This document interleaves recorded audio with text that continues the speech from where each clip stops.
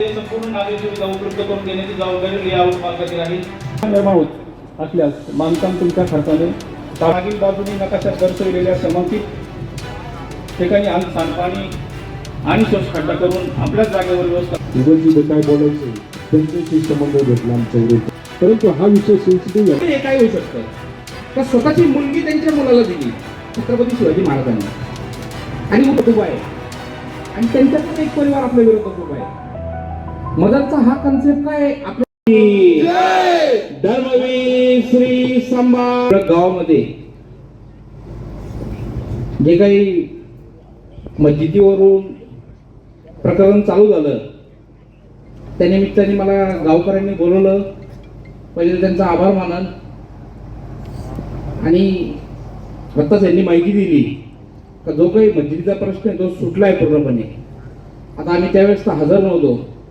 जर सुटला असेल तर चांगलं आहे आणि नसेल सुटला तर आपण तशी तयारी ठेवायला पाहिजे. 1600च्या छत्रपती शिवाजी महाराजांच्या 1600च्या टाइमाला एक नेताजी पालकर म्हणून महाराजांचे रक्षक होते. नेताजी पालकर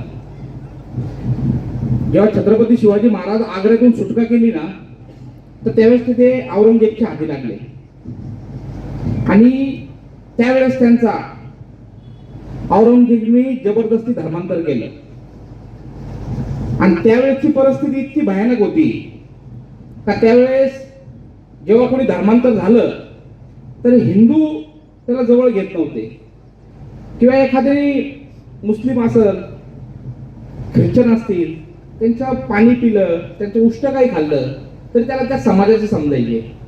एवढी समाजातली त्या समाजामध्ये एवढी अंधभक्ती होती त्यावेळेस. जेव्हा नेताजी पालकरांचं धर्मांतर झालं आणि नेताजी पालकर हा खतरनाक योद्धे होते तर शिवाजी महाराजांना माहिती होतं का जेव्हा आपल्यातला माणूस कोणी जात असेल धर्म सोडून तर पुढे चालून तो आपल्याला किती घातक करू शकतो. तर छत्रपती शिवाजी महाराजांनी पूर्ण समाजाचा सगळ्या हिंदू समाजाचा रोष अंगावर घेऊन छत्रपती शिवाजी महाराजांची मुलगी नेताजी पालकरांच्या मुलाला दिली आणि विधिवंत ते मुस्लिम झालेल्या माणसाला परत हिंदू धर्मात आणलं. कारण त्यांना माहित होतं जर पुढे हे काय होऊ शकतं तर स्वतःची मुलगी त्यांच्या मुलाला दिली छत्रपती शिवाजी महाराजांनी.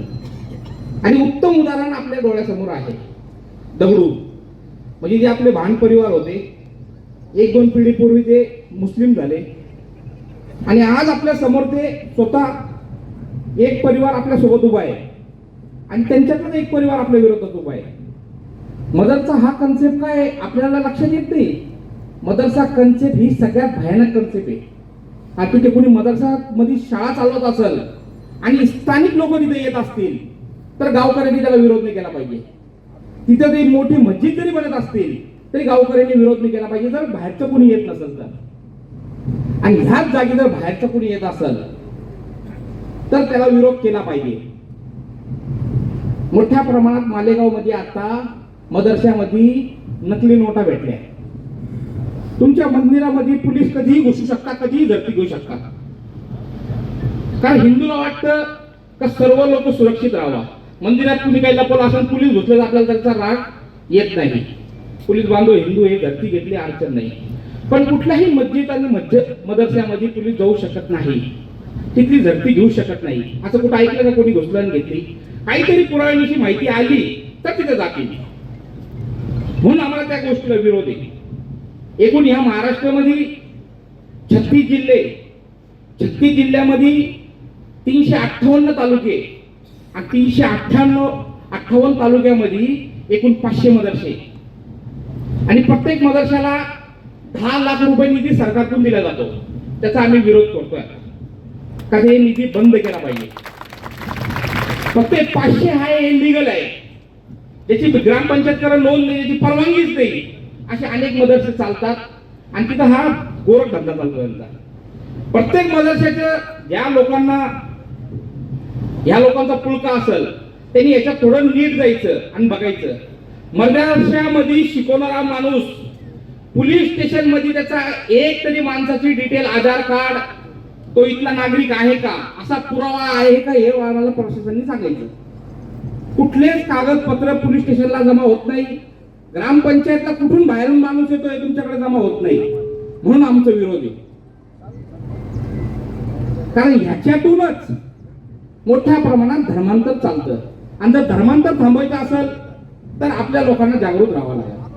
असं म्हणत नाही का आम्ही तुम्ही सगळं त्यांचा विरोध करा, पण बाहेरचा माणूस आला नाही पाहिजे. आज तुम्ही सगळी ग्रामपंचायत घेतली, ठराव घेतला, तर सगळ्यांकडून लिहून घेतलं पाहिजे का कुठलाही बाहेरचा माणूस इथे येऊन देणार नाही. आणि जर आला तर रीतसर आपली ग्रामपंचायत आहे, रीतसर पोलीस स्टेशन आहे, त्या पोलीस स्टेशनला त्याची माहिती द्यायला पाहिजे. जर हे थांबवायचं असेल तर, आणि जर असं राहायचं असेल तर आपली परिस्थिती आपल्या डोळ्यासमोर येईल.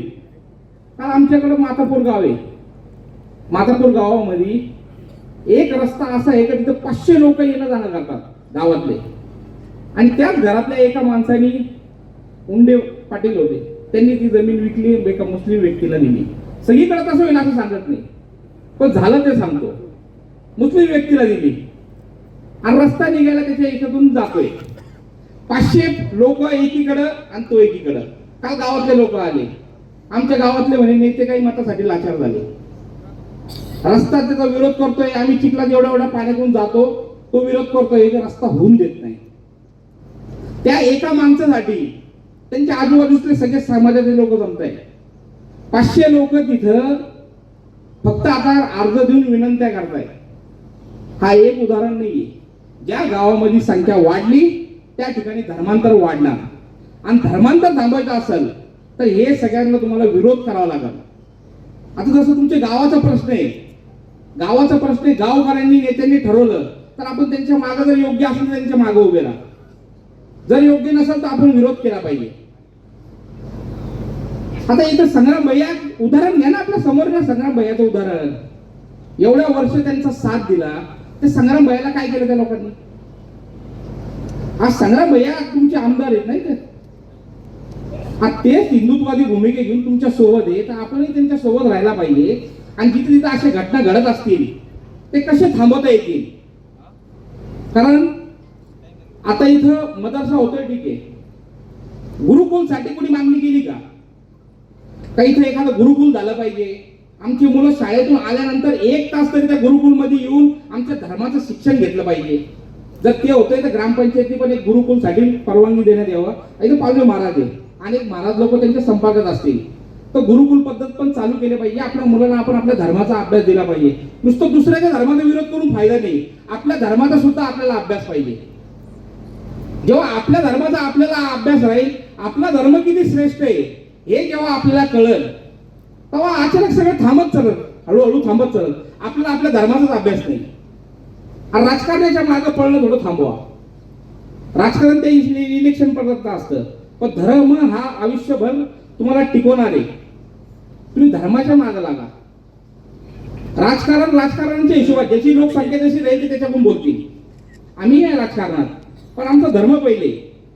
जिथं धर्माची आपली बाजू जो कोणी मांडत असेल, कुठलाही राजकीय माणूस असो, पक्ष कोणताही असो, धर्म म्हणून आपण त्याच्या सोबत राहायचं आणि धर्म म्हणून जे काही काम त्याच्याकडून करता येईल ते करून घेतलं पाहिजे अशी सर्वांना विनंती करतो. या सर्व सभेला लोक मोठ्या संख्येने जमल्याबद्दल सर्वांचा आभार मानतो आणि थांबतो. जय श्रीराम.